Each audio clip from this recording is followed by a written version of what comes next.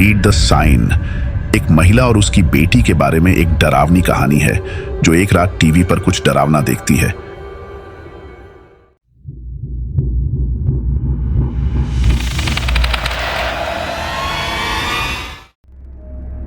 एक रात एक 8 साल की लड़की अपनी मां के साथ घर पर बैठी टीवी देख रही थी।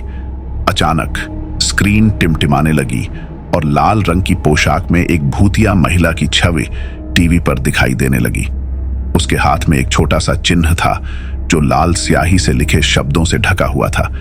इसमें लिखा था, यह एक विशेष घोषणा है, माता पिता कृपया अपने बच्चों को तुरंत सुला दें।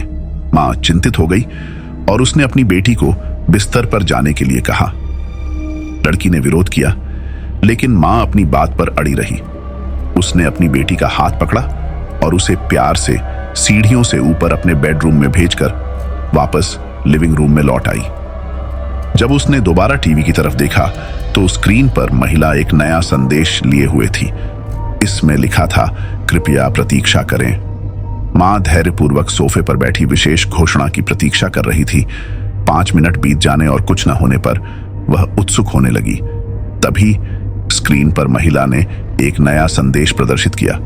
लिखावट छोटी थी और पढ़ने में बहुत मुश्किल थी। मां टीवी के करीब पहुंची और शब्दों को समझने की कोशिश करने लगी। साइन पर लिखा था, धन्यवाद, आपका बच्चा अब मेरे पास है। मां घबरा गई। वह ऊपर की ओर भागी और अपनी बेटी के बेडरूम में घुस गई। उसने देखा कि लड़की बिस्तर पर कंबल ओढ़े हुए लेटी हुई है और उसने राहत की सांस ली। जब उसने अपनी बेटी को सोते हुए देखा तो मां को एहसास हुआ कि कुछ गड़बड़ है।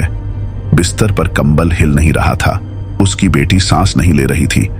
धीरे धीरे वह लड़की के बिस्तर के पास गई और कंबल खींच दिया। वह डर कर पीछे हट गई और चिल्लाने लगी।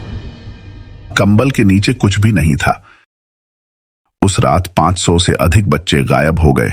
पुलिस उस अजीब टेलीविजन प्रसारण का पता नहीं लगा सकी और टीवी पर साइन दिखाने वाली महिला की कभी पहचान नहीं हो पाई।